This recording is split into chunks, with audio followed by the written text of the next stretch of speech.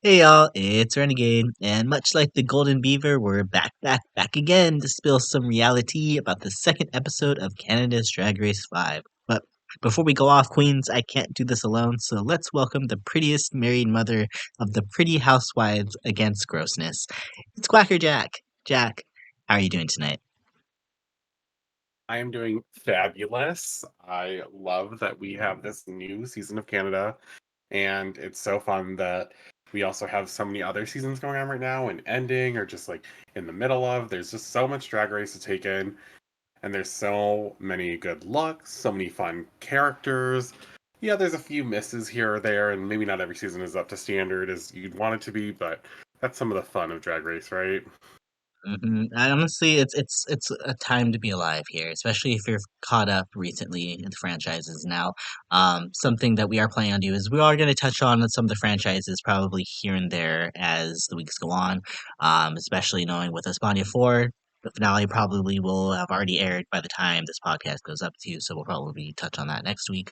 But before we get into all the tea we have to spill tonight, y'all, make sure you like and subscribe because it lets us know that you are enjoying the content and there will be so much future content with so many drag race seasons going on as well as the start of the new season that's going to start next year as well as our all the end of the year 2024 content that we're going to have to do but we have a lot in store here and I'm excited to get into it. But before we can even get into Canada, we're going to take a little bit of a segue and hop on over to Europe because again UK6 just ended a few days ago, and despite not us doing any coverage on it every step of the way, again, I did kind of want to bookend our first expression impressions podcast that we did a few weeks ago with some kind of final overall thoughts on this season. So, Jack, did you have any thoughts just kind of overall on the experience that UK6 was? Because everybody else is saying that this is like the best season of UK, I should say. I think that there were a lot of talented queens. I think it was a good season overall. I would not say the best UK season, not in my opinion, but it was a good UK season. I enjoyed most of it. It felt like there was definitely a storyline that was going on for the majority of the season between our two finalists. I think it's to no surprise that we have Kyran and Lavoie in the final two. So I mean I think it feels correct how they created the season, how they edited it to us. So overall a pretty good season. A few sad hiccups here or there, like when Saki you had to go home, unfortunately, and my girl Lil feeling like she got robbed at the last second. But, you know, there's always twists and turns. Yeah, and as you were kind of saying there were definitely some kind of predictable placements, I think maybe overall, but I think just the experience and something we were kind of talking about the other night that I think we kind of take for granted a lot is just the synergy of the queens and sometimes just having an enjoyable group to watch. I think even though I do think there are probably things they could have done to maybe shake things up here or there, but ultimately, this final four that we went into this finale with Kyron, Thrax, Lavoie, Marmalade, and Release the Slaves, was really, really strong overall. And I do think there were kind of cases that could have been made for Marmalade and Release the Slaves to move on to the top two, especially throughout the finale itself. As we kind of grown to know what the format is. They go through their emotional tic tac chat with Rue and Michelle, so Rue can get on the last bits of trauma before she goes into hibernation for the winter, and then we get their girl group performance, which that song was kind of questionable. I didn't. I rewatched it again today. I didn't like it. It was like the ending of a Questionable is so musical. nice. I did you like it, Jack? Because I probably No, won't girl, ever listen to it ever questionable is again. such a nice word. I can't believe you even called it questionable because I think that is just way too nice. I'm That song was generous. They were in rough. December. It It's was the year rough, of giving, or the month of and giving. So I'm trying to be nice. Okay. the idea that the queens had to lie on that screen and be like, "Oh yes, I love this song so much." You know that they had to do that take a couple times because they had to put on their real good acting skills to be like, "Yes, I love this song so much." Because that's what I would have been like. I would have been like looking around like, "Can I get camera 3 on Marmalade, camera 2 on Release Slaves while I say it so no one else sees me?" be like, cue the tears on three, two, and one. Especially because followed by that, we always have to get that emotional moment where they cry at their baby pictures. And I was even saying this too. Most of the time, I'm like, let's just skip it because usually we do kind of Yeah. skip it.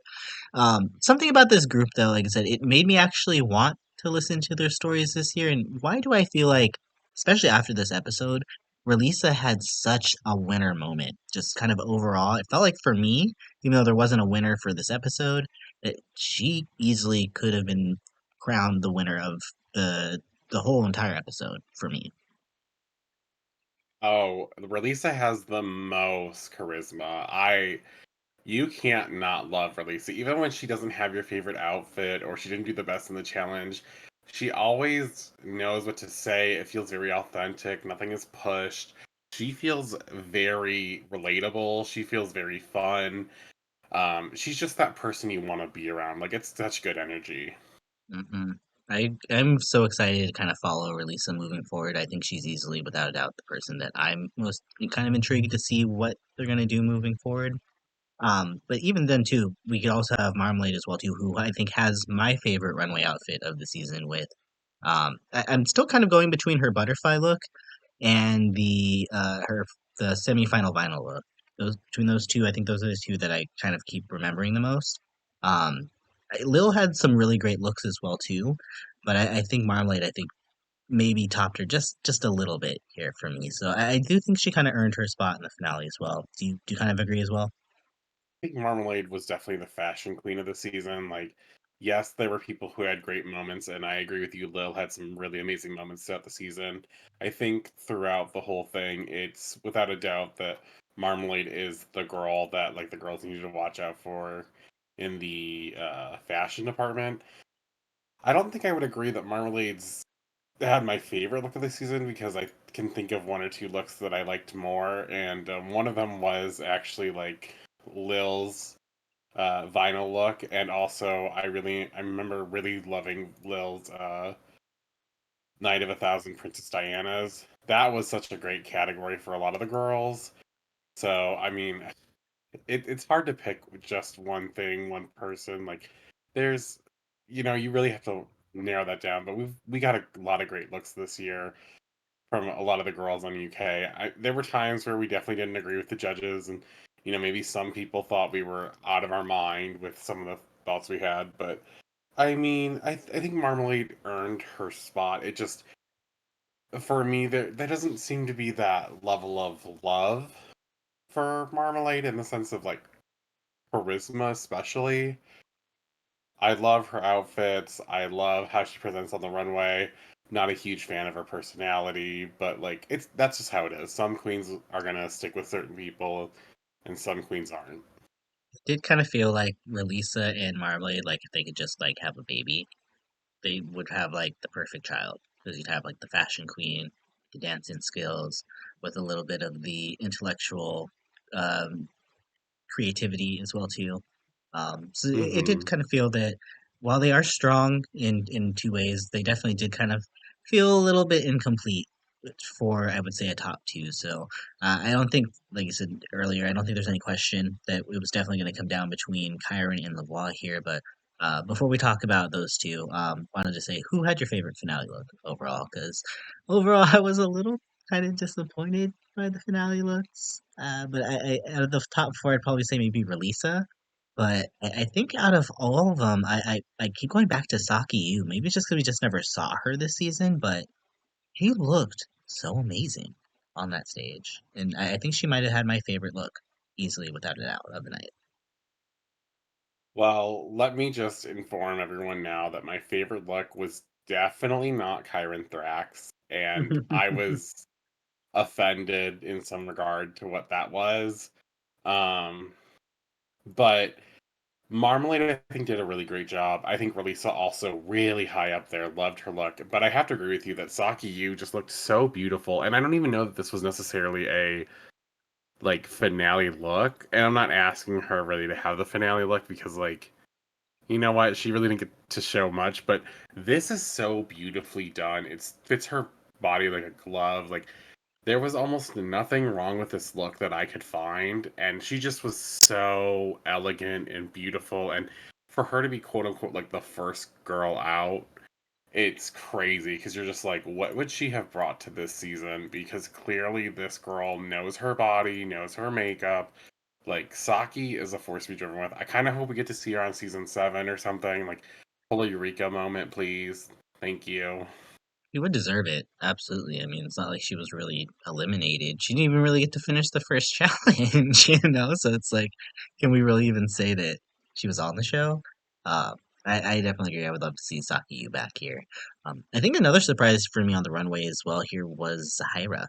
She looked so good, and the gown was just very unexpected. And I think there was like a theme. It felt like a theme of like blow up gowns, you know, Oh yeah. like finale look but make it Michelin Man kind of thing. And I don't know, but I don't know, something about Sahara too. I also want to kind of compliment that I really liked her look here too. Anybody else of the eliminated girls kind of stand out to you at all? I loved Lil's Joan of Arc look. I thought that was really clever. Chanel, I'm pretty sure she sewed this herself. Big props to this because this is beautiful. There's a few things I would change, but again, it's her look, not mine. Um, I think I think that's pretty much it. I love Zahira like so much, and I thought her look was amazing. So I'm glad you pointed that one out as well. But I can't. There's not many other ones out there that really did anything for me, at least not in a good way. Well, did the final lip sync do anything for you, Jack? Because obviously we knew where it was going to end where it started here with Kyran Thrax versus the Voix, going back and forth the whole season. So, do you think the lip sync even mattered here?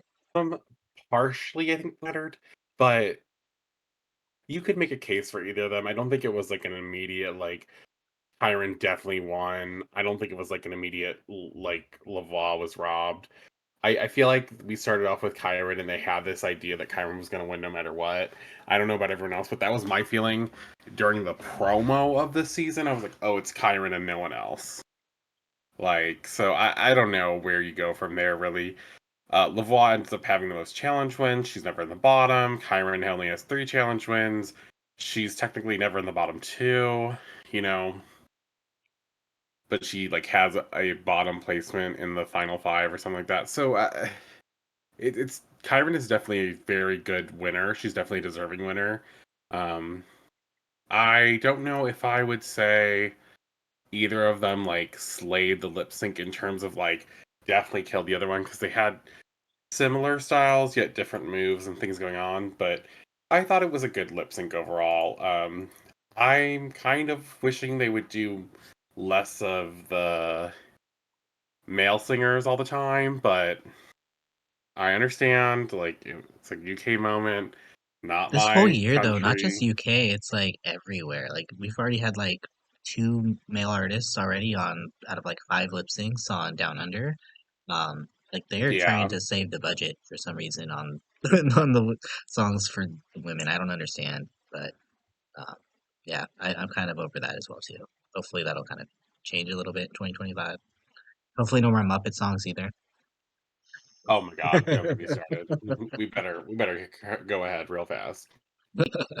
Well, between the two, were you because it felt like at least for me, I saw a very strong internet presence for Lavoie in the finale, which was kind of strange to me because I figured Kyron would be the like fan favorite, but I think I only saw like a few YouTube polls here and there. I didn't actually like look on Twitter or anything, but going into it, I kind of thought Lavoie was the fan favorite, so I wouldn't say I was shocked per se.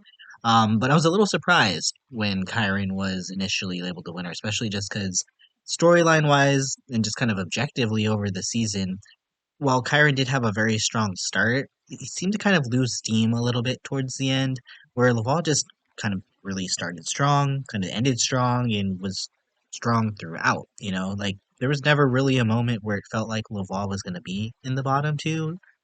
Maybe it's just the design challenges happened so early, and she had just such an amazing rapport with her father during the makeover challenge that we were kind of able to overlook the fashion portion of that part. But you know, there was also a very strong parallel throughout the season, I think, between Lavoie and Bianca Del Rio. So it felt like, okay, is this like the season 6 thing? this is how like that girl becomes the winner of season 6. That's partially why going into this, okay, I'd be very happy for the Flaw getting it, but at the same time too, I don't think we can take this away from Kyran at all because Kyran is such a unique force. And I was just rewatching the talent show earlier today just to kind of brush up on the whole season. And Kyran's, I had to watch like literally 3 or 4 times. I forgot how fucking funny the whole stupid dinner with Susie was. So I, I gotta say, like, if there's someone who's like maybe gonna have a more like this is very like Chad Michaels versus She Who Shall Not Be Named in season 4. It's like you have one girl who's gonna kind of push the envelope in an alternative direction, and then you have someone who is really good at the staples of what we kind of know drag to be. So really, it kind of came down to what the judges wanted to do. Like they could have very much so easily given Kyran their second place and then brought Kyran back for an All Stars and probably had Kyran win All Stars. So um, while maybe Laval doesn't have the same kind of amount of opportunities to return here, I don't think that necessarily is the main reason why someone should get a crown. Well, I do think it should be something that maybe we do take into account. So I don't know. I'm very happy either way. I think regardless, whoever got the crown and who doesn't, I don't know if it's really gonna matter. I think they're both gonna be pretty well off regardless. You think? Yeah, I mean, there's a lot to say. Like, if you really analyze the season from like who's got the most wins and whatnot, like it looks like maybe it's in Lavaw's favor, but you could also look the other way and say, well, Lavaw technically has 4 wins. She has 2 highs, like the first episode and the makeover, and I mean, if you look at the high placements, Kyron has 3 high placements and 3 wins, so they about even out there. And because Kyron spiked up more throughout different parts of the season as opposed to high then safe for 3 challenges, maybe that's something that taken into consideration for Lavoie, like the design, the acting, and the girl groups all being safe. Maybe because she kept being safe so often early, maybe that's a reason why. Like it's great to turn on the gas towards the end, but most of her wins are for um similar types of challenges. Not to take away from her wins. I'm not trying to do that, but I guess it could make sense if you're looking at it from that kind of a look, whereas like someone else who constantly was either high, winning, or safe the whole time, even though technically she had that immunity in the second episode. Kyron probably could have been in the bottom for that episode alone, but she had immunity, so you know, so it's interesting to see these things, and I don't know if it really if it made like that big of a difference to them or not, but it could have, and maybe that's the reason why. I think Kyron also, as a 26-year-old, has accomplished a lot, especially being so successful on Drag Race at such a young age. Whereas Lavoie is, a little bit older than her and is way more polished in ways. And she is doing great. Even if you get second place, I mean, you're still a winner if you get on the show. They say. I always say if you make it a certain amount and you get a good edit, you're a winner. Because like some girls definitely get a rough placement and a rough edit, and I think LeBlanc got a great edit. People really, it became personable with LeBlanc. Like LeBlanc really had a story that people could relate to and like they were rooting for. Where maybe Kyron's kind of fell off because we learned so much about Kyron early on. And as we learned, there's nothing wrong with being the robbed queen. So I don't know if I hear that kind of discourse though. I don't think anybody's shouting anybody's robbed or rigged here. I think Karen definitely deserves the crown. So overall, I would say UK6 was a really really great watch. Definitely one of my new favorite seasons. Definitely going to be in the higher half, I think, of the 2024 seasons. And I think overall, I still don't know if I would say it was better than UK2 for me. Maybe you need a little bit more time to kind of let it resonate, come back to it. But I could definitely see myself revisiting random episodes in the season, just kind of put a smile on my face, just because this was just kind of a feel good season.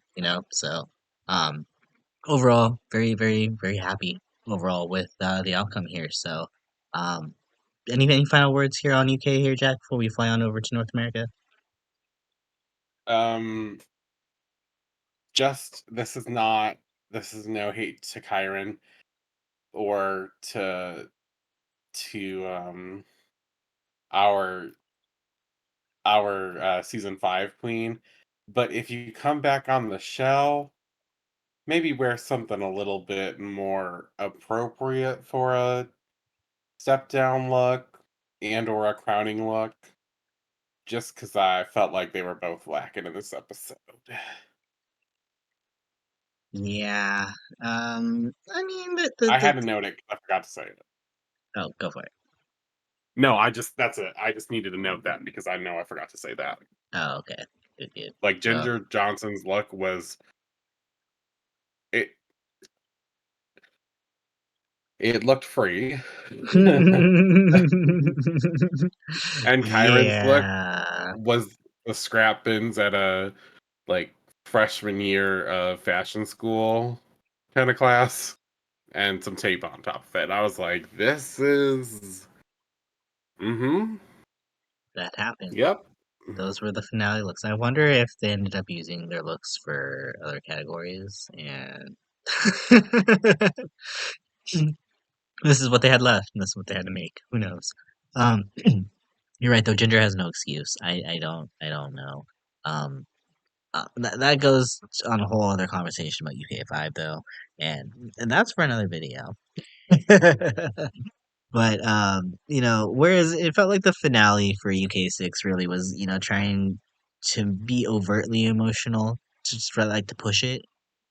Why does it feel like these Canadian girls do not need any help with the emotions whatsoever? Because we're literally on week 2, and like they are already cracking at the seams. Some of them are crying on multiple times. Like there is other heartbreaking moments going on this season. Like there's these girls are making me so excited for this season. Jack, do you think they were so emotional just because having the Golden Beaver back? Because I know I was really happy to see Golden Beaver. So, do you think that's why all the drama happened? 'Cause Golden No, Beaver's back here. not a damn reason. No. Are you happy to see the Golden Beaver back though? Were you shocked? Because I was not expecting it back. I don't think. I wasn't sure if it was going to come back, but I'm so happy after the first episode where they're like, we're giving you roses and thorns. I was like, oh, that's a fun way to do this thing. Like, I wonder if that'll tie back in. And instead, they brought us like, nope, nope, we're not doing that no more. We're going back to the beaver. And I was like, I'm excited because there is a little strategy to it, but also I mean, most of the times when people say, "Oh, their strategy," most people end up using it in the way that most of us would. Like if your friend's up, you save your friend, and if not, you generally just pick based on the critiques or how many times people have been in the bottom or not. Most people like to just not create too many waves, and I don't know if with this cast if we're gonna see too many waves or we're just gonna see people be upset. Honestly, like for me, the Beaver is a great moment because we get to see who wins the episode, and then we get to see them make this decision in the Untucked, and the drama becomes important. Like there may be times where a girl was talking smack about you, and all of a sudden you have the ability to knock her down a peg and make her lip sync. So you know, do it. I love it. I'm very kind of excited, especially gets into the right.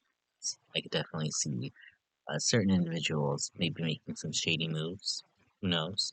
I Hmm. do think though, one thing I do really want to touch on because I thought it was a really special moment in the episode. I don't know how much you cared about it, Jack, because you didn't seem all that impressed while we were watching. But just kidding. But one of the runway category this week, I think really inspired a lot of conversations in this episode. Something about the workroom conversations in Canada.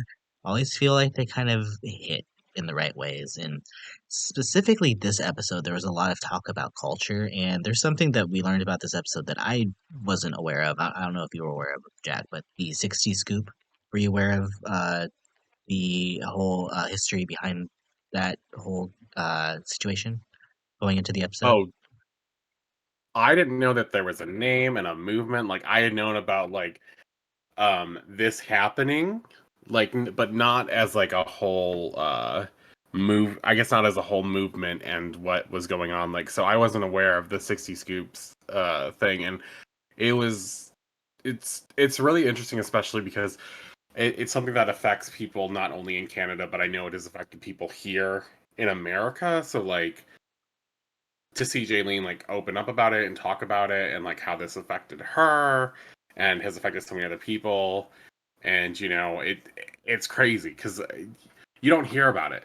These are the types of things that people specifically do not talk about. Really, and I'm glad that they did have the conversation because, for those of you who don't really remember, this really refers to a period of time, and it really is a period of time because after doing a little bit of research, it wasn't just really in the 60s, it started in the 60s, but it literally continued all the way up to the early 80s. And it was a portion of time here where a series of policies were enacted in Canada that enabled child welfare authorities to just take Aboriginal children away from their families without any sort of consent and just placing them into the foster system. It was basically a way to effectively remove their culture. And from what I've researched here, almost 20,000 children were scooped away, which is really tragic if you really think about it. Because, like, the thing that we really got from this is, I think, perspective. Is we get someone like Jaylene who had to endure this and be strong and go through the whole, um, the atrocity that it was to get to this point where she's able to kind of go back and rediscover her history. And then we have people like Xana on the other end, who is, born after this whole thing happened, and she's grown up completely disconnected from her whole heritage whatsoever. So I really thought that that moment that when Jaylene gave her Mateys regala to Xana, well, again, I clearly have no connection to the culture because I'm clearly butchering every single word here. But I think you could really just feel the importance of what we were witnessing there. Like, I think Virgo really summed it up that, like, while I'm not connected in the moment here initially, like, I could still feel the power. And I felt like this was literally one of like maybe the most top 10 just kind of naturally inspiring workroom conversations that we've ever seen on this franchise. Like, I really took something away from that. I don't know about you, Jack, but I really kind of felt something in that whole moment there. So, um, something about these queens, girl. These queens are getting me. They're getting in my feelings. I mean, there's a lot to be said about this. We have a lot of queens who identify as two-spirit or trans or non-binary on this season. We have a lot of queens who have ties to their native culture and to cultures that maybe they had to leave at one point or they did not get to grow up around. We've had so many different queens and experiences already within 2 episodes. And we just keep getting to see more and more of this, like it's almost like an onion, but instead of peeling it, like someone's rapidly like taking off skin after skin after skin layer, just like showing us more and more about the queens. And I don't think we've ever been so exposed to so many queens in such a little amount of time. Like it's hard to almost keep up sometimes because I watched the episode twice because I had to go back and see what was happening with every single person this episode so I could like kind of fully understand. Like some people maybe didn't get as much airtime, but there was a lot of discussion around people's cultures, their looks this week, what they were representing and what meant to them. And it's good that they have these conversations because this is a platform where you should be doing this. This is a queer platform that is created for queer people to talk about queer issues. And, they also bring in their intersectionality. Like, you're not just one thing, you're not just queer. They are also, trans. Well, that's underneath kind of the queer umbrella, but like, there are gay drag queens, there are trans drag queens, there are people of color who come from native lands or like native backgrounds or people who are stripped from those things, and like it's a history lesson that usually gets skipped over in school. Like we don't hear a lot about queer history, we don't hear a lot about people of color history. We hear mostly like the things in school that you want to hear, but a lot of the really rough stuff, it kind of gets left out. We don't hear a lot about, or it gets like really like brushed over real fast. We don't get to hear these moments, these things that really impact people's lives, or like explain why people have some of the struggles they do.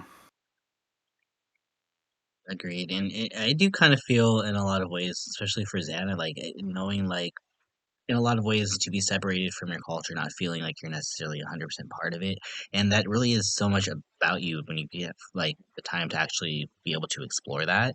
But for someone like Zanny who basically doesn't even kind of know where that kind of even kind of where to start in a lot of those ways, that's kind of crazy to me to know that people can kind of grow up in those kind of situations. But it's very important, I think, that we have these conversations like you're saying here because there's a lot of things that we need to kind of share to make sure that they aren't forgotten. And I do love the fact that we have this platform, and I do think that Canada probably makes, I would say, the most of it. Like, they don't just throw in funny conversations here and there. I think they really try to throw in things that are very powerful for the moment, and I think it resonates for me a lot more.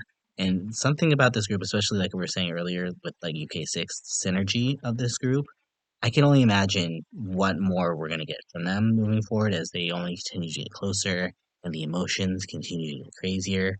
Because as we saw on this episode, clearly the challenge I think was bringing out a lot of these emotions here too, because they were feeling some type of way about this challenge.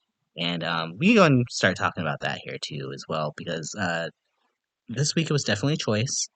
Um, but most acting and improv challenges usually are. So this week they had to make a PSA to aliens, educating them about their families, sexuality, or genders. Now, right from the jump, our rose holders from the premiere are the team captains, which I thought was a great twist, since all three of Perla, Terra Nova, and Tiffany and Co. struggled in the premiere, so this was sort of their put up or shut up moment. And I will say, I was shocked that they left Michaela for last. I was not seeing that coming. Um, but then again, I don't know if any of like the obvious like people were up there to be picked out from last. So um, this really kind of starts off the train of emotion here with Michaela because she starts getting in her head about thinking that no one in her group likes her, and then she also this kind of I think stems to Tiffany, as Tiffany starts getting in her head about leading the group, and this group, the group here for Team Sexuality, we'll go and kind of talk about them here first, since we already kind of started talking about Michaela and Tiffany, with Jaylene and Virgo. This group is kind of just very mid overall. It was just kind of very clear they really didn't know what they were kind of doing going into it. Like they seemed definitely the least prepared out of all the groups. And really, all of their jokes just kind of felt like recycled jokes from other seasons. Like I feel like I could pick, like I could literally just make a montage of their whole skit from literally. I'm thinking like season 11 with like Evie and Scarlett in the car. So they have like a make out moment. I think they probably do.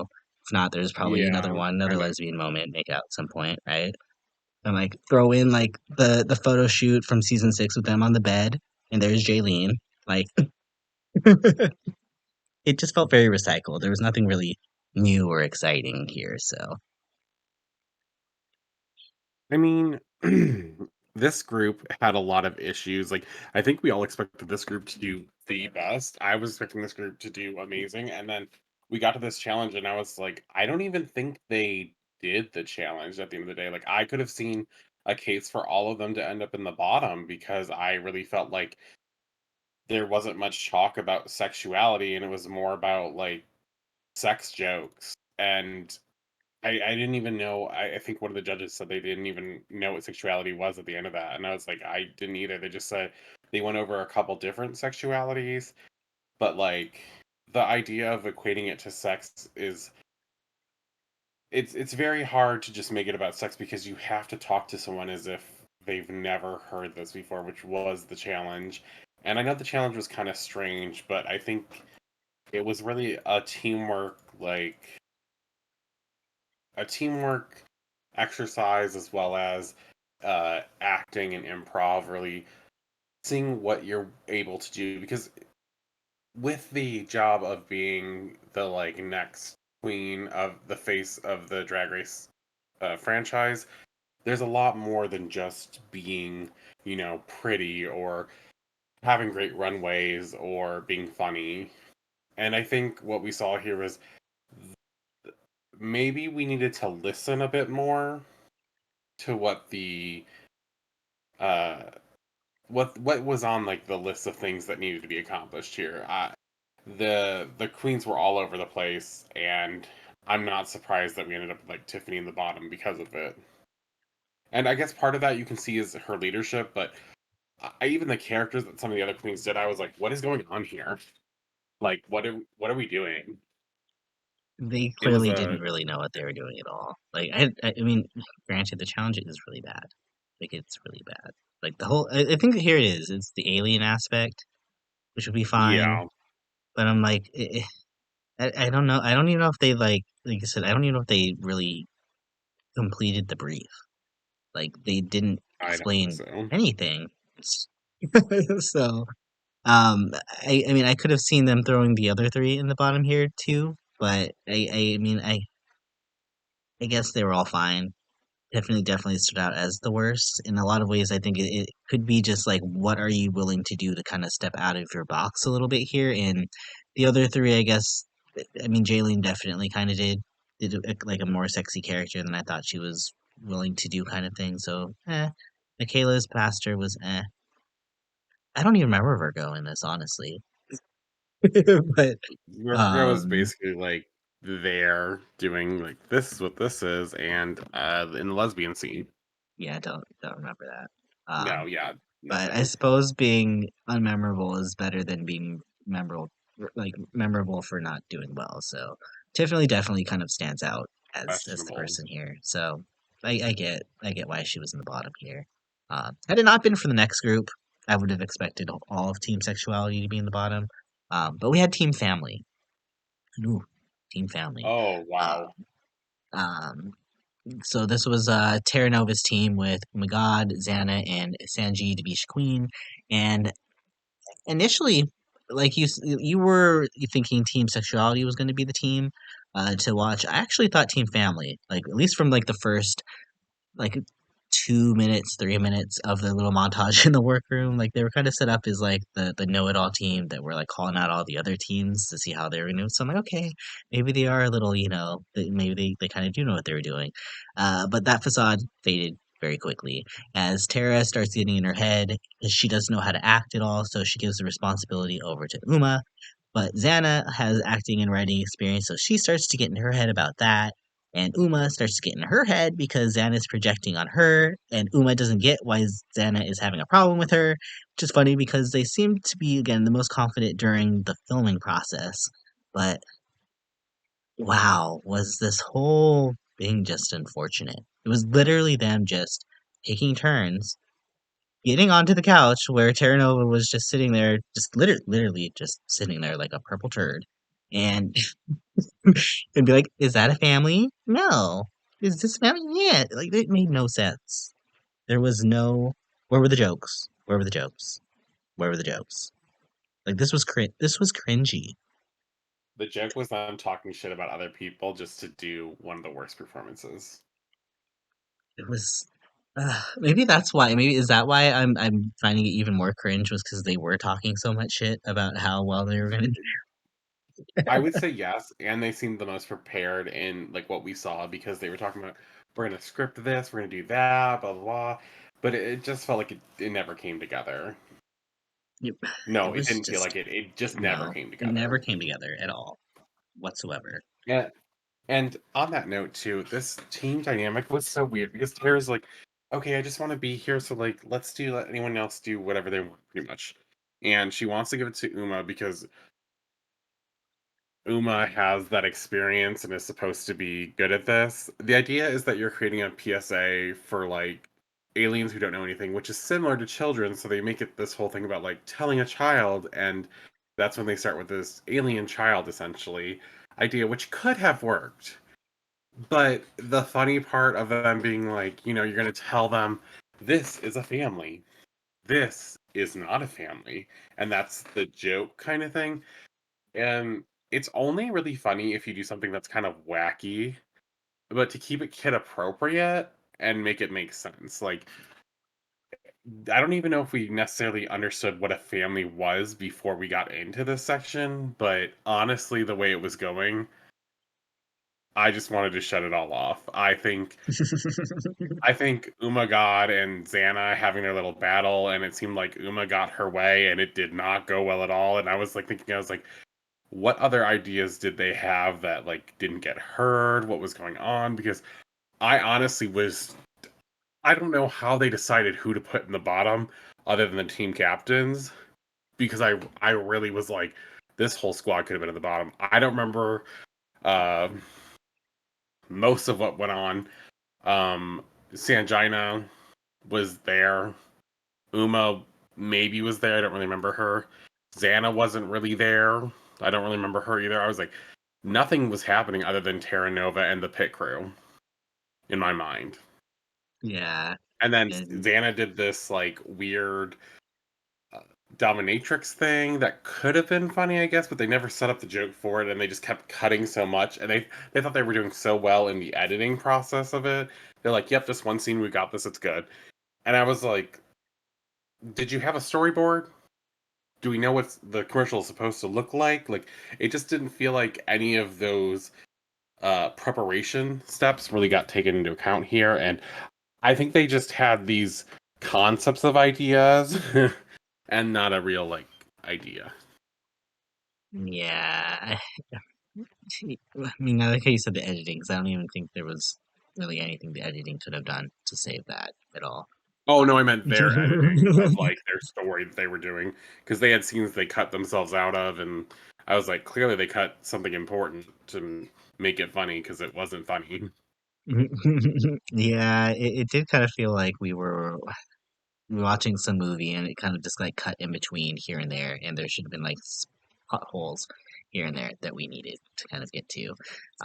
Overall, it was just not a great idea, not a very great execution, and I'm a little surprised that honestly Uma wasn't in the bottom for that over Xana, just because yeah, Xana had her parts that didn't really land here and there, but I mean Uma basically, I mean if we're gonna throw the team leaders in the bottom, Uma was basically their leader. So Yeah. eh, I mean at I that mean, point after the I don't think it editing really of the matters, first but episode for her, I'm not surprised. yeah, Uma's definitely getting some editing in her favor here, but I will say though, speaking of editing, um, Team Manners for me was going into this. I was very surprised by the edit because I did not think any of these three were going to do well.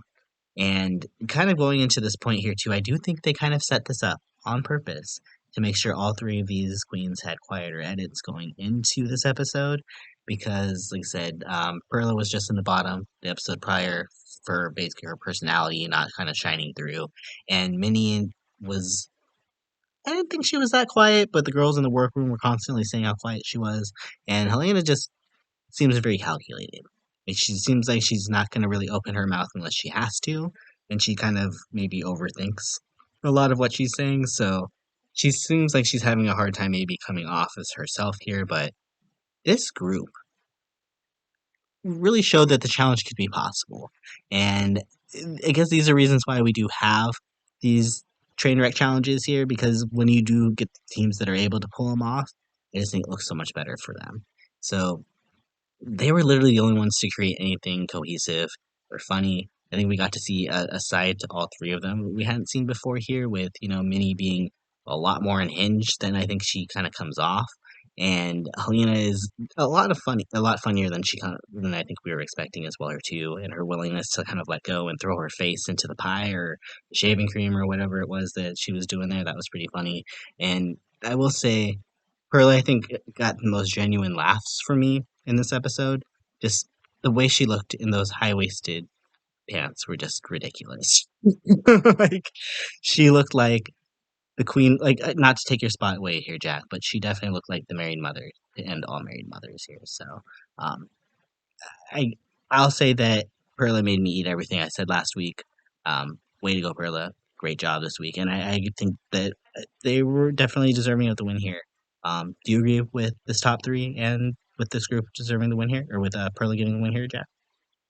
I mean, there's no question that this is the only three people that should be in the top, and I'm fine with Perla getting the win. She was the team captain. She did a great job in the challenge. Her outfit on the runway was the most successful, in my opinion, of the three queens on the top as well. So if we're bringing it in that into consideration, I think overall she probably was the best.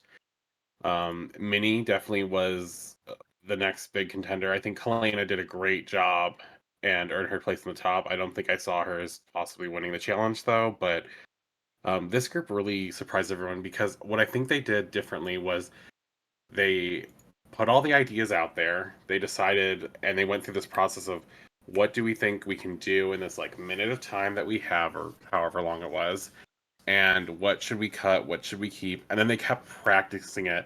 And I think when they were practicing it through to really figure out like does this fully make sense, like scene to scene to scene, like do you understand what is happening if you're not the one writing it, that I think that was really important, that when they talked about on the runway how they had practiced it over and over again with each other, I think that had given them the most advantage in this challenge, and really not like dismissing each other's ideas. They were very cohesive, and I remember saying to everyone, I was like, "Oh, I am nervous for this group because this is a strange group." But Perla picked people and clearly knows like more about the dynamics of the people in the workroom than we do, and it clearly paid off because you can pick everyone who's on the top, but if they're not able to do these tasks, then it's not really going to matter. And we literally saw that this episode.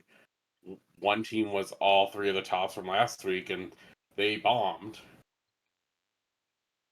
think one thing too is that since there was only three of them, they were kind of really forced to rely on each other more than the groups with four. It feels like the group project syndrome. Whenever there's more people in the group, there's going to be less people that actually contribute ideas because they're expecting everybody else to do more. So I do think that kind of benefited them. But ultimately, at the end of the day, I'm glad that they were able to have that moment to kind of show up here. So I don't think we could really question at least Perla's chances here. I want to think that Minnie probably has a good chance too. I'm still not as convinced with Helena. I'll be honest. I still need to see a little bit more from her to really kind of make me feel like she's a true contender here at this point.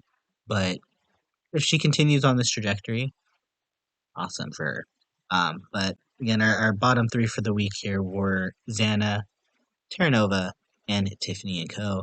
And it seemed pretty obvious going into Untucked who was likely going to get saved here since Xana was the only one between the three that didn't get picked the week before. But she did make it a point to kind of make a strategic maneuver to kind of play into Pearlie's emotions here.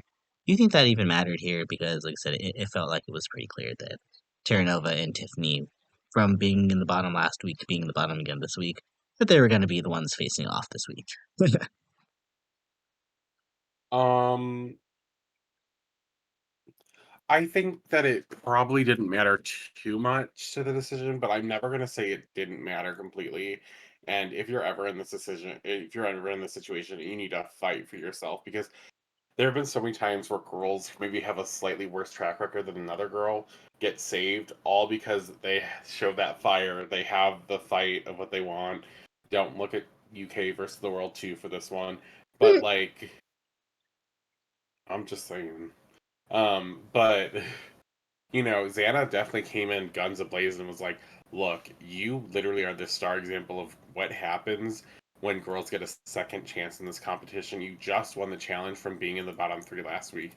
I would love to have the same opportunity as you.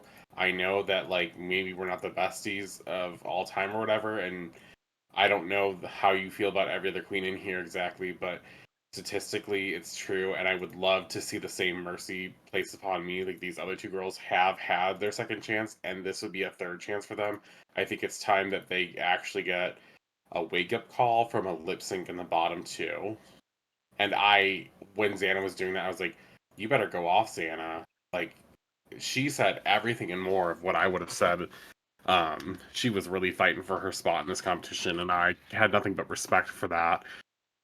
I also think, as far as things go, the fact that they get to kind of decide the bottom two is fun now, and I think Perla could have had a potential, like, she talked about it. I don't know if that was just them editing her to talk about it, or if it was, actually something she thought of herself. But they had talked about her possibly using Xana to send home someone she thought was going to be like bigger competition in the workroom, or using Tiffany to send home someone who's bigger competition.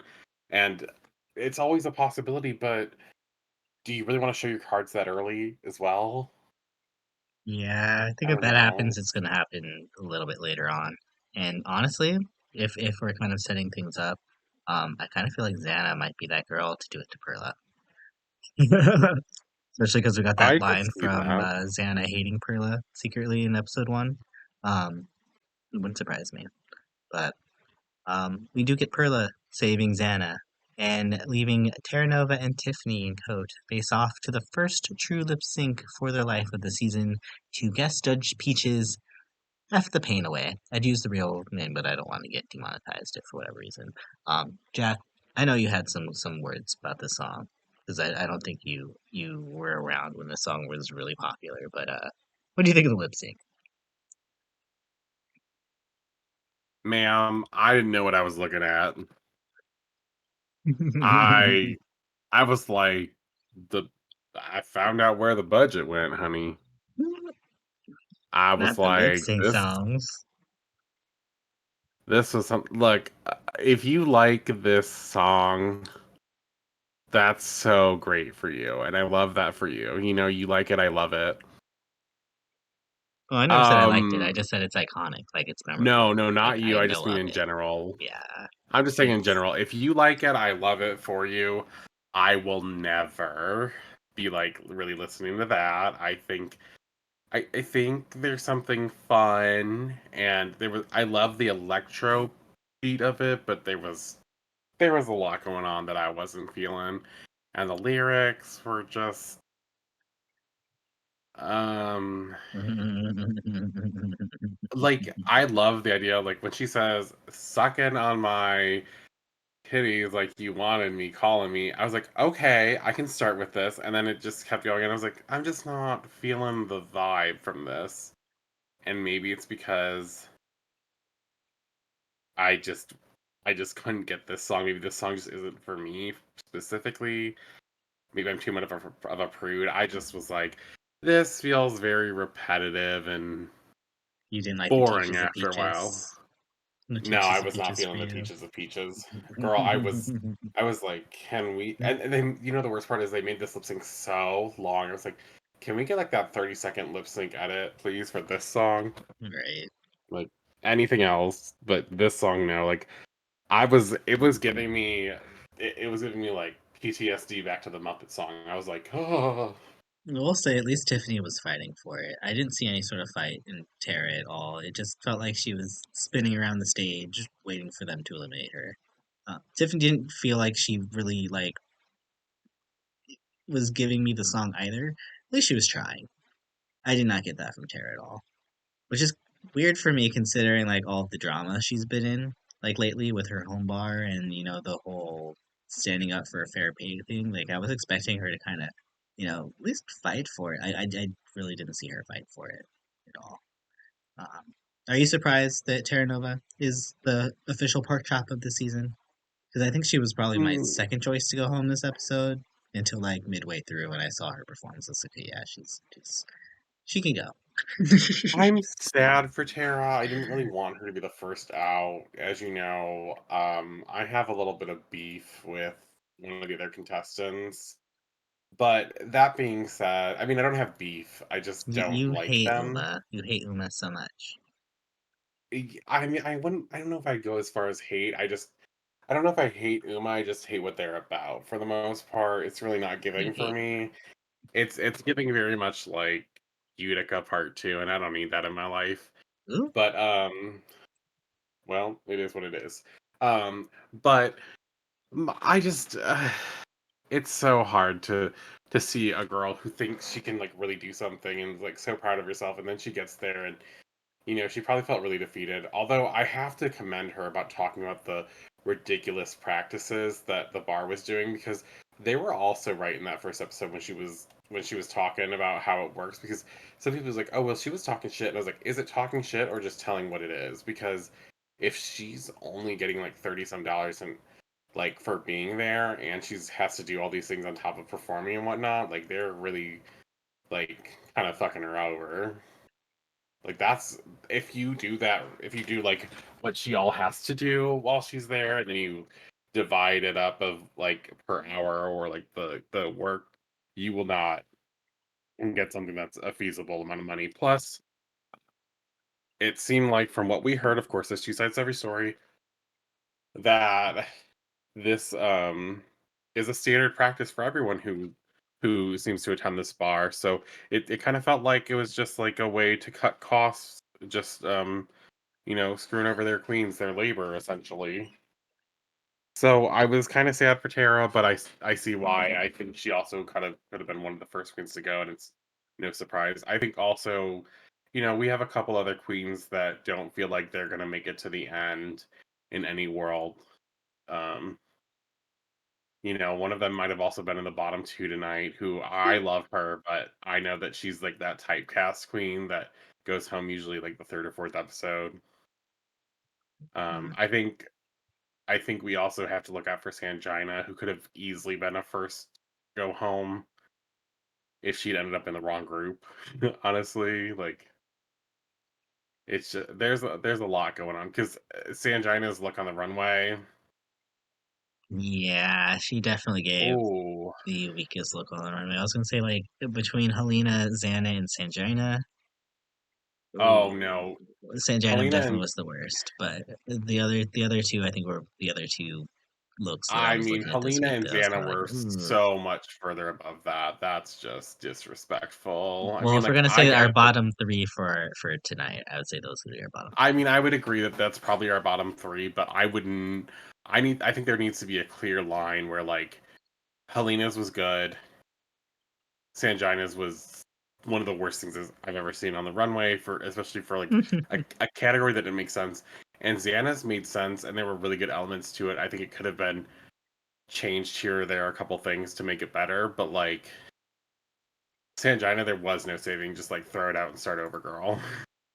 Let's talk about our top three for this time and place runway. Which before we do, I want to give a special shout out to Jalen this week because again, I love, love, love cultural references, and she came really full circle. It felt this episode, especially with Serene Fox, who had that special moment with her on the runway too. Which again, I still have no idea who Serene Fox is, but I was there for it. I was enjoying that.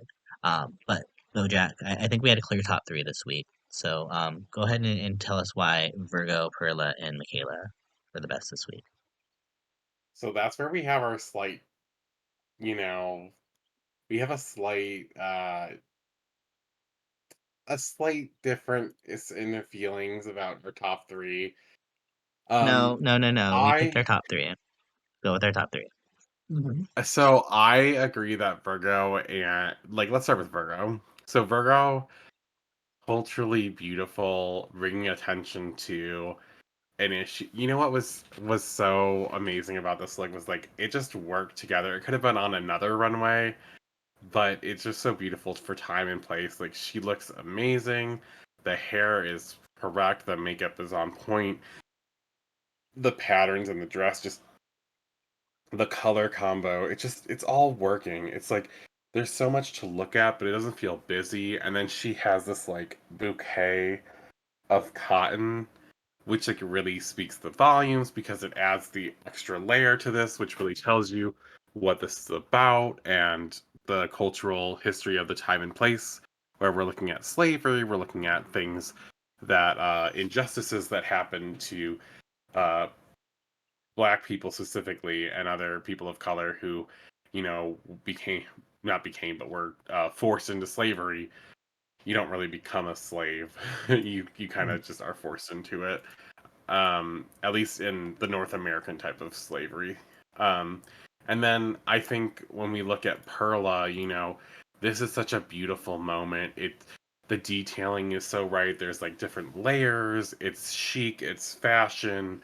she she made sure to dirty a couple of the elements of the whites because it wasn't going to be perfectly uh, taken care of. You know, there are holes in the stockings where they kind of should be. There's the type of boot heel we have on is just so specific to the time. Like if you were going to make a heel in the time of what women would have worn, kind of think this is it.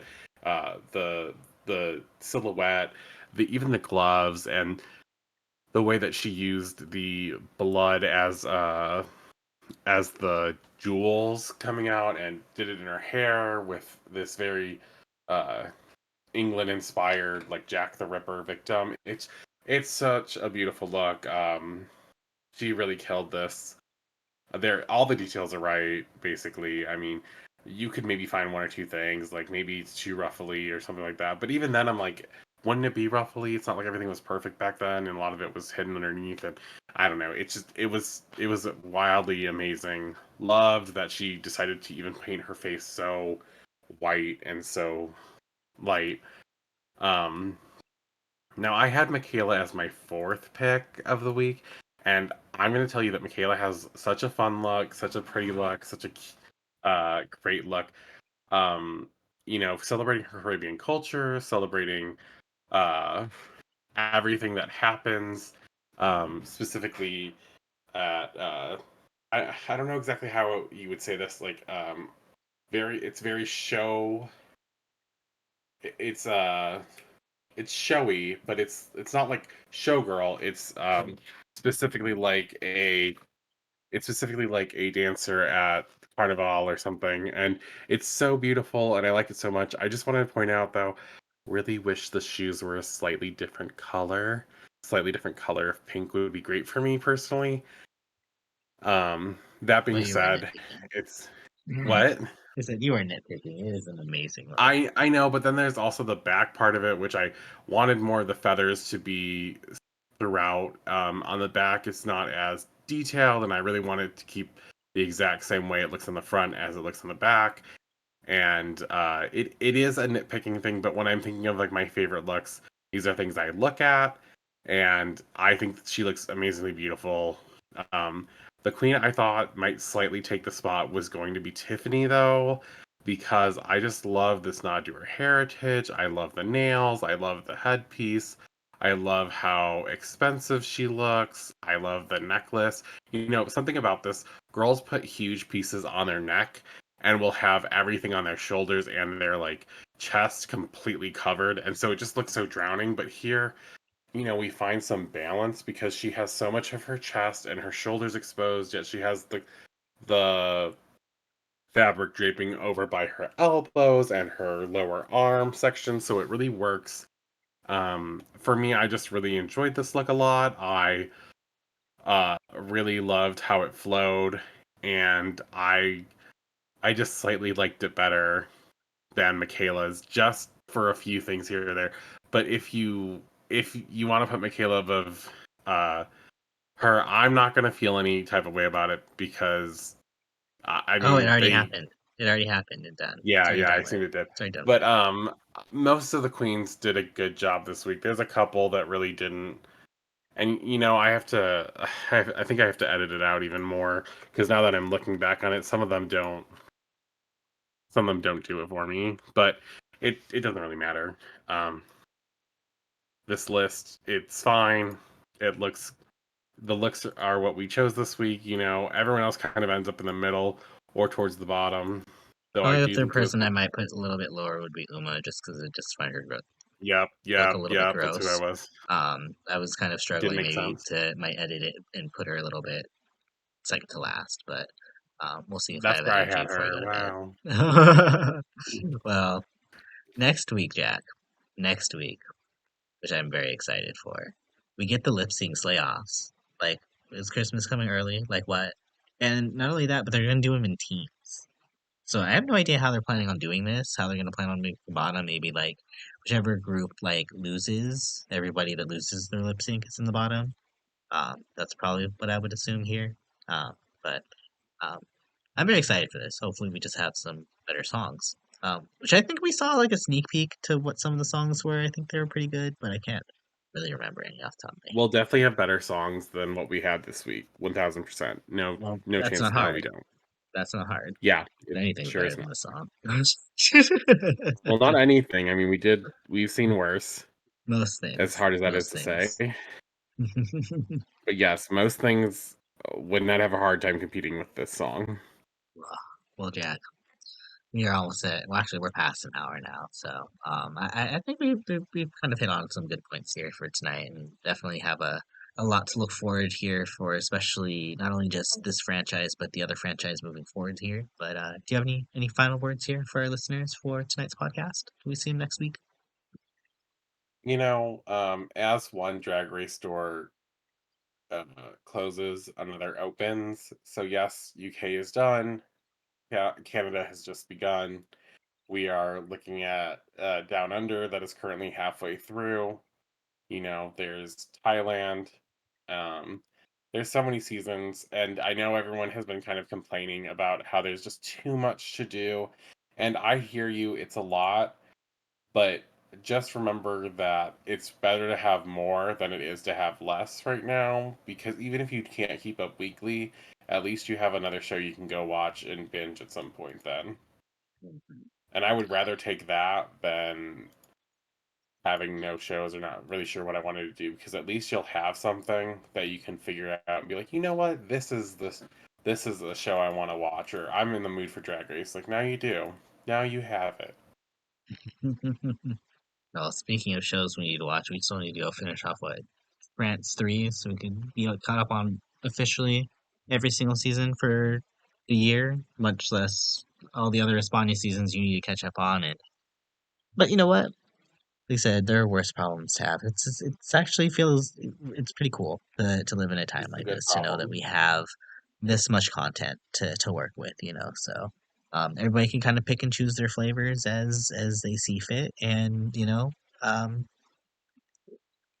you could be like us and get a taste of all of it. And honestly, I'm kind of loving seeing so many different perspectives here, and even just in Canada Drag Race season 5 alone, there's just so much diversity and just so much goodness to look forward to. And as always, I cannot wait to see how this turns out, and hopefully you can't either, especially if you made it this far into the podcast. Thank you again so much for listening, and please like and subscribe because it lets us know that you're enjoying the content. Be sure to catch all of our continuing coverage, especially with it being December. There are plenty of plans for best of 2024 videos heading your way. But until next time, and on behalf of my co-caster, Jack, this is Renegade signing out. But remember, y'all, keep spilling that tea. Bye. Bye.